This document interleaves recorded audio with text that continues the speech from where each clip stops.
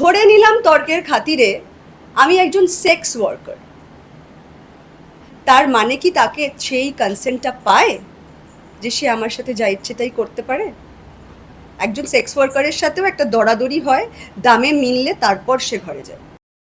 সাথে চেয়ার টেয়ার রাখা ছিল, সবার আড্ডা মারছিলাম, তার ঠিক সংলগ্ন একটা রুম ছিল, সেখানে আমাকে টেনে নিয়ে যায়, দেয়ালে একটা ধাক্কা মেরে আমার মানে এটাকে কি বলে শোল্ডার দুটোকে করে আটকায় এবং আমাকে কিস করার চেষ্টা করে, চুমু খাওয়ার চেষ্টা করে।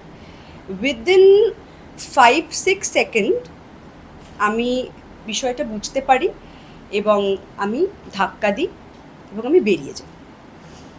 এবার তারপরে টু বি ভেরি অনেস্ট, যেহেতু আমাদের একটা মানে পূর্ব সম্পর্ক আছে, অল্প সময়ের জন্য হলেও একটা বন্ধুত্ব যেটুকুই আছে, কাজ করেছি একসাথে, তো আমি না মানে এটা মানে আমরা সাধারণত ভিকটিমরাই এ ধরনের কেন যে করি জানি না, এটা কন্ডিশনিং বোধ হয়। তো আমি না জিনিসটাকে র্যাশনালাইজ করার চেষ্টা করি যে মানে হয়তো ইনফ্লুয়েন্স অফ অ্যালকোহল বা এরকম কোনো কিছুতে হয়তো করে ফেলেছে এবং নিশ্চয়ই সম্বিত ফিরলে বা মনে হলে একটা ফোন করবে যে দেখ ভুল হয়ে গেছে, ঠিক ছিলাম না, ওকে। তো সেটার জন্য না আমি বেশ কিছুদিন ওয়েট করি এবং একটা অদ্ভুত দোলাচলের মধ্যেও যাই, তার কারণ বুঝতে পারছিলাম না যে মানে এরকম একটা ঘটনা হঠাৎ করে ঘটে গেলে না মানে একটু সময় লাগে থিতু হতে যে কি হলো। তো আমি কিছুদিন ওয়েট করি, ওয়েট করার পরে তার কিছু মাসের মধ্যেই একটা পার্টিতে আমার তো কোনো ফোন আসে না, কোনো অ্যাপোলজিও আসে না, তো কিছুদিন পরে একটা পার্টিতে দেবালয়দার সাথে আমার দেখা হয় এবং দেবালয়দা মানে বউ কেন সাইকোর পরে যখন মন্টু পাইলট শুরু হবে ওই শ্যুটটা মানে বউ কেন সাইকোর শ্যুটের পরে দেবালয়দা আমাকে এটা বলেছিল যে তুই এত ভালো কাজ করলি, তোকে একটু পুশ করবো, দাঁড়া তোর জন্য একটা ভালো কিছু লিখবো। তো হঠাৎ করে একদিন আমায় ফোন করে, বলছে আজকেই লেখা শেষ করেছি, দেখা কর। সাউথ সিটির উল্টো দিকে তখন জাস্ট বেক বলে একটা ছোট্ট একটা জায়গা ছিল, ওখানে আমরা দেখা করি। And he was very excited যে দেখ এটা আমি লিখেছি, এটা খুব ভালো গল্প, এটা করবো, এই সেই হ্যানা তেনা। অ্যান্ড ফাইনালি যে ডেটটা বলে, তো তাতে আমি বলি যে দেবলাদা আমি করতে পারবো না, কারণ আমার অলরেডি বিরসাদাকে ওই ডেটগুলো দেওয়া আছে। যে অনুশোচনা তো নেই, মানে একটা অদ্ভুত বিহেভিয়ার, একটা মানে অদ্ভুত লুক এবং একটা কোল্ড স্মাইল, যেরকম হয় না যে একজন ডিরেক্টর উঠতি সবে নাম হচ্ছে এবং একজন অভিনেত্রী যদি তার সাথে হেসে কথা বলতে হয়, সে যেমন একটা কোল্ড অ্যাজ ইফ চেনেই না আমাকে, ঠিক আছে? তো সেটা না মানে সেটার পরেও আমার একটু টাইম লেগেছিল বেসিক্যালি যে আচ্ছা মানে কোনো অনুশোচনা তো নেই, মানে উল্টে পুরো ব্যাপারটাকে মানে ডিক্লাইন করে দিচ্ছে, বেসিক্যালি চিনতেই পারছে না। এবং তারপরে আমি অনেকবার ভেবেছি এটা নিয়ে আমি কথা বলবো, এবং সেই সময় আমার যে পরিস্থিতি ছিল প্রফেশনাল জায়গা থেকে আমি বলছি, তো সেটাতেও না আমি একটু পিছিয়ে ছিলাম। তার কারণ সেই সময় আমি একটা শহরে চলে গেছি, কোভিড হয়ে গেছে, এখানে আসছি, কাজকর্ম শুধু আমার না সবারই খুবই আনস্টেবল, এবং যে সমাজের মধ্যে আমরা থাকি আমরা জানি যে যখনই একটি মেয়ে বা বিশেষ করে একজন অভিনেত্রী যখন কথা বলতে আসে এইসব নিয়ে, তাকে প্রথমেই বলে দেওয়া হয় যে ওর তো কাজ নেই এখন, তাই ও অ্যাটেনশন সিক করছে এইসব বাজে কথা বলে, রাইট? তো এই সমস্ত জিনিসগুলো না আমার মাথায় ভীষণ প্লে করতে থাকে এবং আমি একটু স্কেপটিক্যাল হয়ে যাই। কিন্তু মানে এটা আমি এত বছর ধরে এই ট্রিগারটাতে আমি সাফার করেছি। মানে যখনই দেবালয়দার কোনো কিছু রিলিজ হয়েছে দেখেছি বা কোনো পার্টিতে আবার দেখা হয়ে গেছে, মানে অ্যাজ ইফ আমি অ্যাভয়েড করে গেছি, মানে অ্যাজ ইফ আমি কোনো ভুল করেছি, বুঝতে পেরেছো? এবং প্রত্যেকটা সময় আমি ট্রিগার হয়েছি। তারপরে আমার কানে আসে যে এরম ধরনের আরও বেশ কিছু কেস আছে, এবং তার সাথে এমন একটা কেস আছে যেটাতে একটি মাইনর ইনভলভ, রাইট? এখন সে বিষয় এটার থেকে বেশি তো আমি কিছু বলতে পারবো না, কনসেন্ট না থাকলে কোনো কথা বলা যায় না। এবং আমি এখানে শুধু আমার কথাটাই বলতে এসেছি, আমি কারোর হয়ে লড়তে বা কারোর কথা বলতে আসিনি। তো এইটা না আমার ভেতরে ভেতরে আস্তে আস্তে আস্তে বিল্ড আপ করতে থাকে। এবং সেদিন রাত্রিবেলা আমি যখন একটা পোস্ট দেখি দেবালয় ভট্টাচার্যের, তোমরা সবাই দেখেছো কিনা জানি না, তো সেই পোস্টটা আমাকে ভীষণ ট্রিগার করে। সেখানে উনি কিছু প্রফেশনাল এথিক্স, ন্যায় নীতির কথা বলছেন, যেটাতে আমি প্রচণ্ড ট্রিগার হয়ে যাই। এবং ট্রিগার হয়ে যাওয়ার পর আমার মনে হয় যে এই প্রশ্নটা তো এখন আমায় কেউ করতে পারবে না, যে আমার কাজ নেই বলে আমি অ্যাটেনশন চাইছি। ভগবানের আশীর্বাদে আমি 1.5 বছর একটা ন্যাশনাল টেলিভিশনে কাজ করলাম, এবং ন্যাশনাল টেলিভিশন এতটাই টাকা প্রোভাইড করে যে আমি আরও 1 বছর বাড়িতে বসে থাকতে পারি। তো সেই ভয়টা এখন আমার নেই। এবং সেই কারণে আমার মানে ওই ট্রিগারটা থেকে আমার মনে হলো না, এবার এটাকে আমার সিস্টেম থেকে বার করার সময় এসে গেছে। কারণ আমি কেন সাফার করব?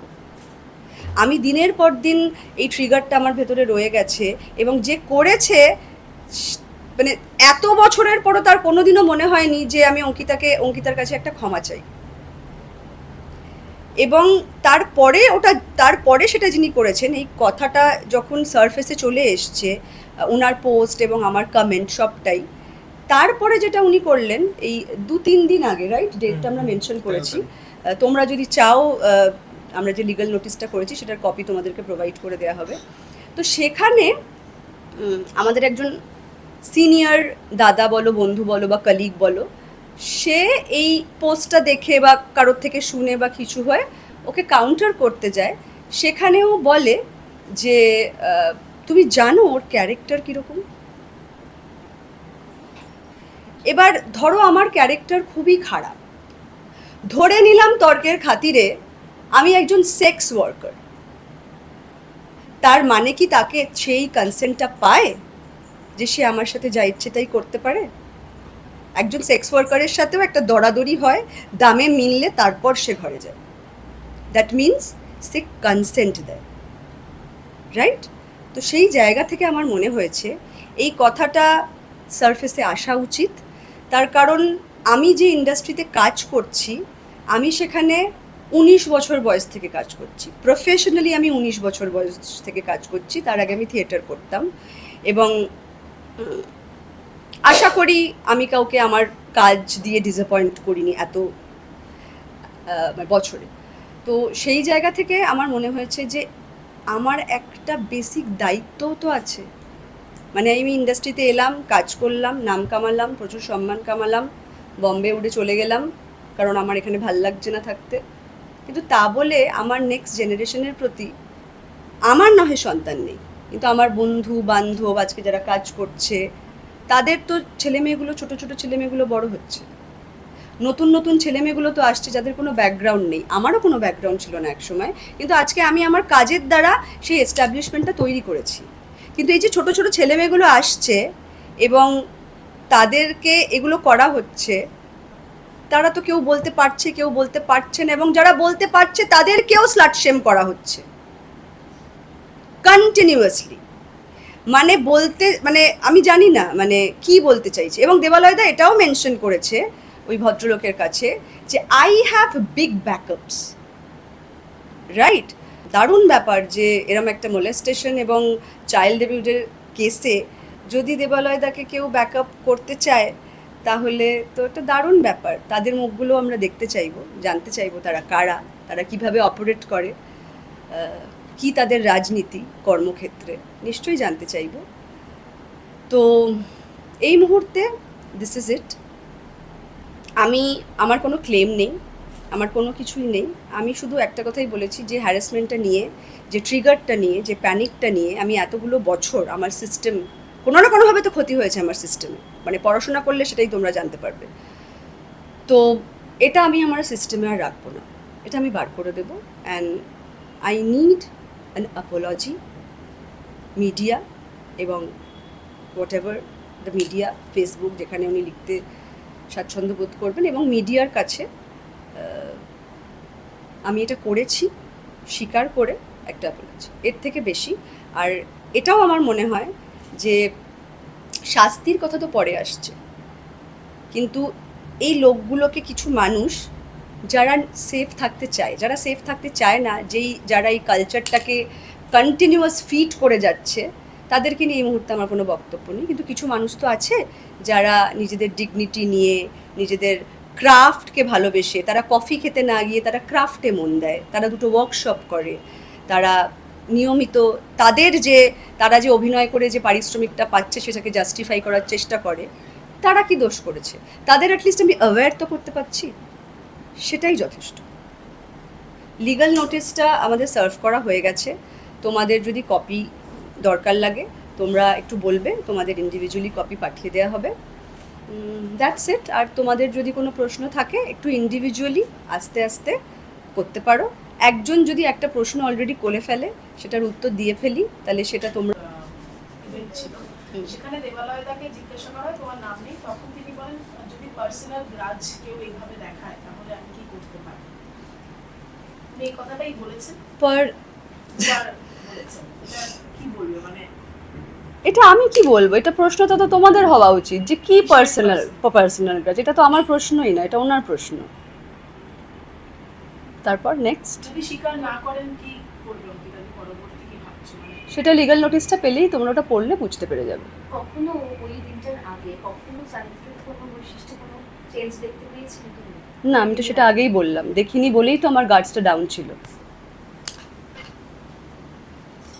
এই মুহূর্ত পর্যন্ত তোমার সাথে এখনো পর্যন্ত কন্ট্যাক্ট করা হয়নি তো? তারপর না, তোমার এই মানে তুমি যে কোনো একটা স্টেপ নিচ্ছ, তারপরও তোমার কাছে কোনো রকম ফোন বা মেসেজ বা কিছু আসে না।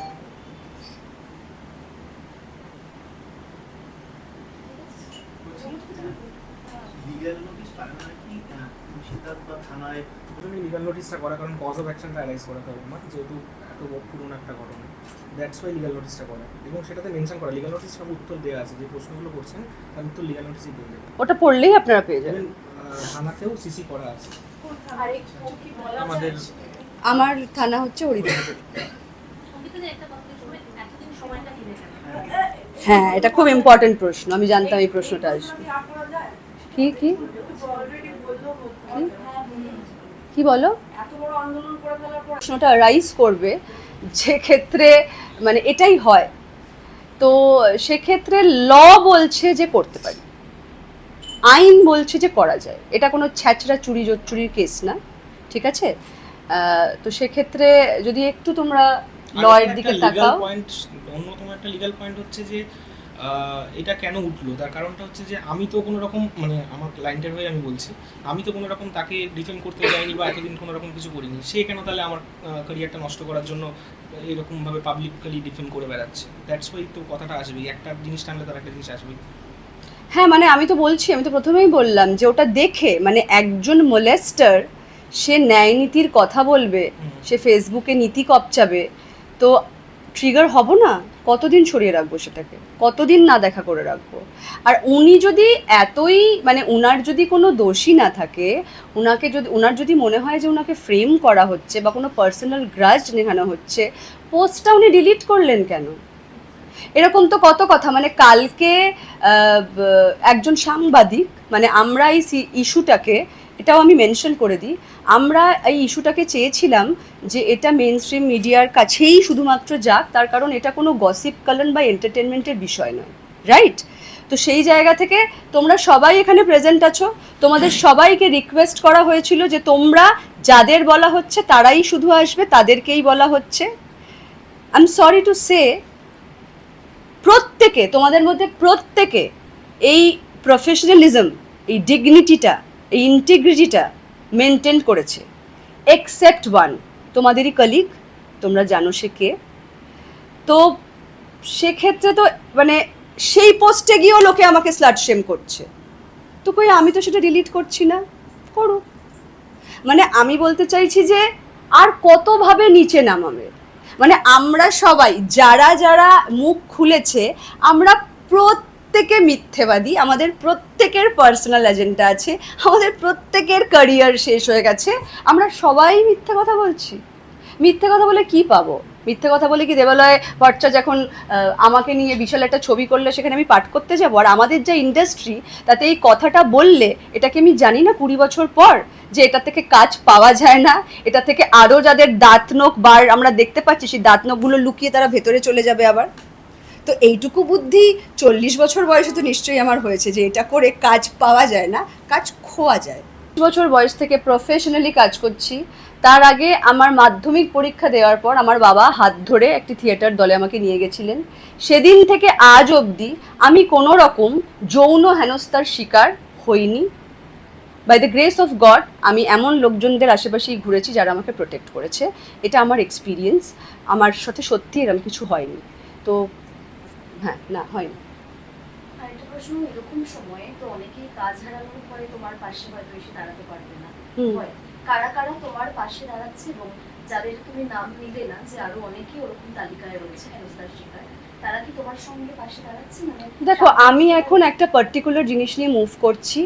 কারোর যদি মনে হয় যে সে পাশে দাঁড়াবে, বা কারোর যদি মনে হয় যে সে পাশে না দাঁড়িয়ে সে একটু সাহস পাবে, সে নিজের জিনিসটা নিজে ইন্ডিভিজুয়ালি মুভ করবে, সেটা সম্পূর্ণভাবে তাদের ব্যাপার।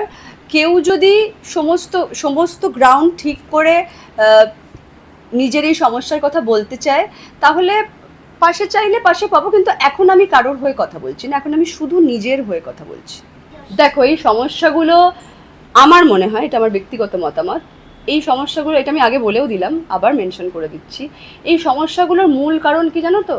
মূল কারণ হচ্ছে যে কিছু লোক যারা এই ক্ষমতার কেন্দ্রে বসে আছে, তারা না খুব সূক্ষ্মভাবে এই জিনিসগুলোকে চালনা করে।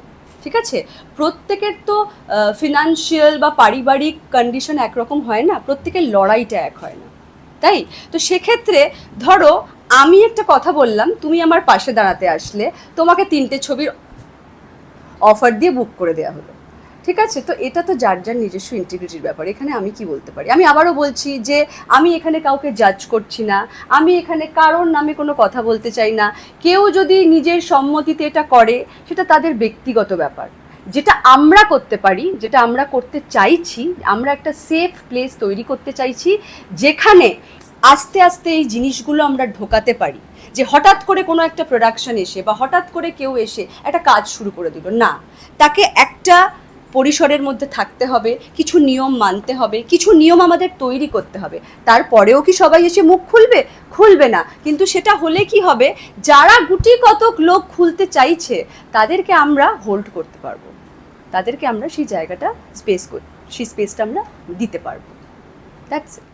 টলিউডের লেটেস্ট আপডেট, গসিপ ও এক্সক্লুসিভ ইন্টারভিউ দেখার জন্য এখনই সাবস্ক্রাইব করুন সিটি সিনেমার ইউটিউব চ্যানেল আর ফলো করুন আমাদের ফেসবুক, ইনস্টাগ্রাম ও হোয়াটসঅ্যাপ চ্যানেল।